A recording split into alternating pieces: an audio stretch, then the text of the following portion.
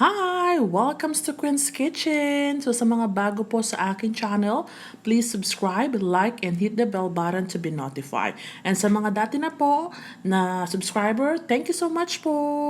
And now, magluluto po tayo ng pakbet. So ito po yung mga ingredients na kailangan natin. So ito po yung medyo tipid version ng pakbet. Okay? So meron po tayo ditong cooking oil, bagoong,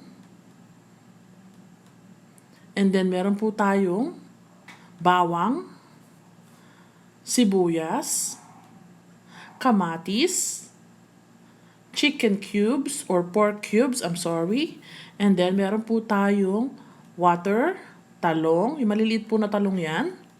And then hiniwa ko po sa dalawa kasi maliliit lang po sila na talong. Kung meron po yung bilog, okay rin po yung bilog.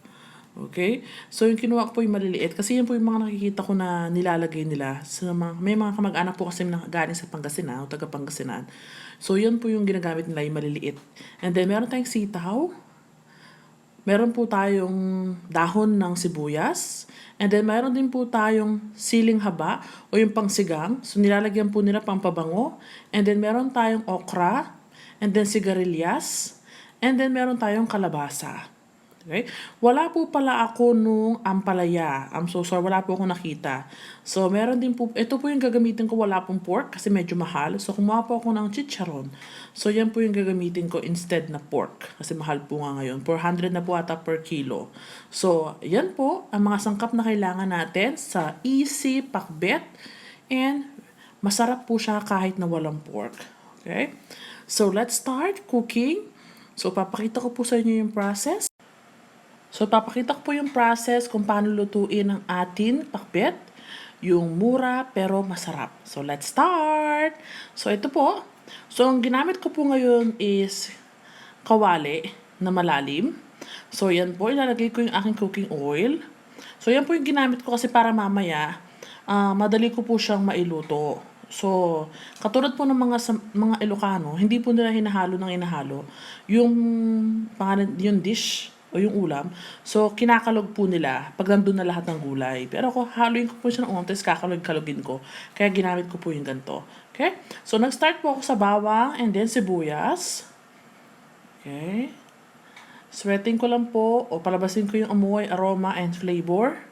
And then, mag-start na po akong ilagay yung ating kamatis para po maluto na rin siya. So, lalagay ko po yung ating kamatis. Pero ngayon po medyo mahal po ata siya. Kung ito po ata 2 piraso yung nilagay ko. So, kung mahal po siya kahit isa na lang ilagay natin, wala na pong problema doon.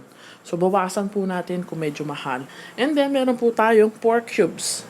Kung ayaw nyo po yan, pwede lang pong wag lagyan. Lagyan nyo ng patis.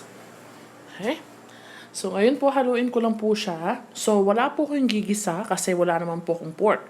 So, ang ilalagay ko lang po is yung ating bagoong. Okay, gigisa ko po siya para matanggal yung lansa.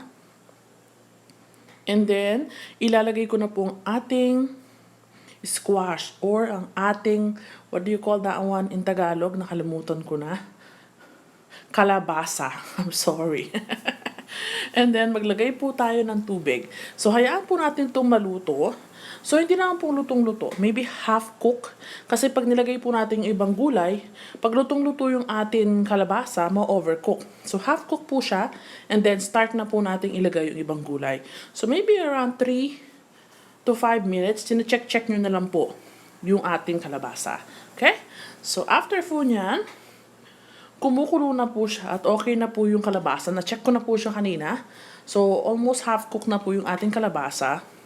So, pwede ko na pong start na ilagay yung ibang mga gulay. So, hindi ko po siya binanch kasi mostly, hindi naman po taga binablanch yung pakbet. So, diretso na po siya. Basta, alalayan lang po sa pagluluto na wag mo overcook. Okay? So, nilagay ko po yung sitaw. And then, ilalagay ko po yung aking nabiling mga talong. Yung maliliit po. Okay? Binabad ko po sa tubig para hindi po umitim. Kasi agad po siyang umiitim pag wala sa tubig. Halo ko lang po ng unti. Pwede pa siyang ihalo-halo kasi hindi ko naman po pinakaluto yung ating squash o yung ating kalabasa. And then, may nakita po akong sigarilyas. Bumili po ako ng sigarilyas kanina. And then, okra. Pero wala po akong nabili na ampalaya. Okay, sorry about that. Pero kung meron po kayong makita, lagyan nyo po. And then, nilagyan ko po ng siling haba, yung pang sigang, and then onion leeks. So, sa mga Ilocano, kasi po yung lola ko Ilocana, so, nilalagyan po nila talaga ng siling haba, parang aroma din, mabango, nakabigay ng bango. So, nasanay po ako ng ganun, so nilalagyan ko rin po siya. And then, onion leeks, same. May dada po siyang extra na flavor and mabango. Okay? So, yan po. After a few minutes, lulutuin ko lang po yung mga gulay. So, katulad ng sinabi ko, hindi ko po siya inahalo na ngayon.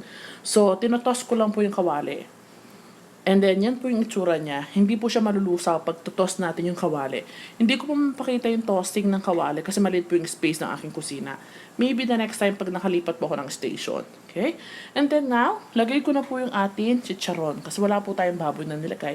Sa pong chicharon na binili ko, 35 pesos. So, ang baboy, 400. Ito po, 35 pesos. Ang laki ng diferensya.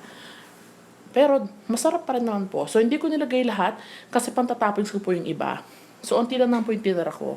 Okay, the rest nilagay ko po siya. So, few seconds lang po, ito na po yung itsura. Finished product. Napakasarap and mura. Thank you for